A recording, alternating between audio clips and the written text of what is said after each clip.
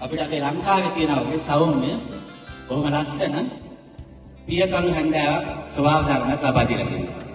ඉතින් ඒත් එක්කම පුරා දවස් දෙකක් තිස්සේ සෙනසුරාදා සහ ඉරිදා දවස් දෙකේ අපේ විහාරස්ථානයේ පැවැත්වෙන පොසොන් පින්කම් මාලාවේ ප්‍රධානම අංගයක් වෙන අපේ මේ බුදුරජාණන් වහන්සේගේ පිළිවෙලව සහ චෛත්‍යරාජන් වහන්සේගේ ආලෝක පූජාව විරාවරණය කිරීම සහ පැවැත්වීම තමයි මේ ස්වර්ග වේලාවට කලින් යෙදුනේ. ඉතින් මේ ආලෝක පූජාවෙන් අපි මොකද්ද අර්ථවත් කරන්නේ? අපි කල්පනා කරලා බැලුවොත් අපේ ලෝතර බුදුරජාණන් වහන්සේ බුද්ධත්වයේ ලැබලා මුලින්ම දේශනා කරපු ධර්ම දේශනාවට පාදක වුණේ ධම්මචක්කප්පවත්තන සූත්‍රය.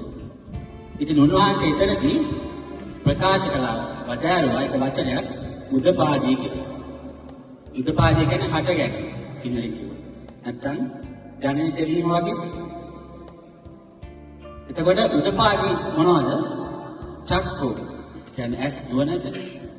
ආලෝකෝ උදපාදී. ඉතින් ආලෝකේ උදපාදී කියන්නේ අපි තුළ තියෙන මෝහය, තෘෂ්ණාව, රාගය මේ වෙලේ අන්ධකාරය තුරන් කරලා චතුරාර්ය සත්‍ය නැත්නම් සත්‍ය සහ ප්‍රඥාවේ ආලෝකේ දැල්වීම තමයි ආලෝක උදපාදී කියලා කියන්නේ. ඉතින් අපි මේ අපේ විහාරස්ථානයේදී බුදුරජාණන් වහන්සේගේ පිළිවෙල සහ චෛත්‍යරාජන් වහන්සේ උදෙසා මේ පවත්වපු ආලෝක පූජාවෙන් අදහස් කරේ ආලෝක උදපාදී කියලා. ඉතින් ඒත් එක්කම මේහා සමානම බුදුරජාණන් වහන්සේගේ ධර්මස්කන්ධය සහ සංඝරත්නයේ ගුණ ගායනා කරලා ඒ වෙනුවෙන් ගීත පූජා උපහාරයක් පවත්වන තමයි අපේ මේ දහම්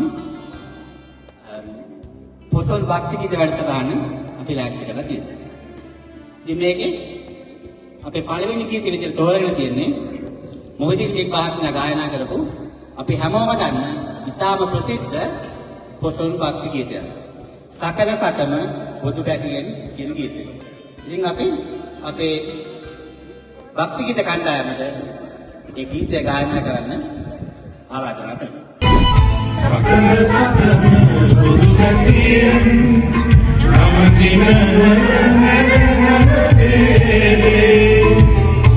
සුගත කතාවන ලෝක සිවංගල සම්බුදු සිරිපාලේ සිරිපාලේ සිරිපාලේ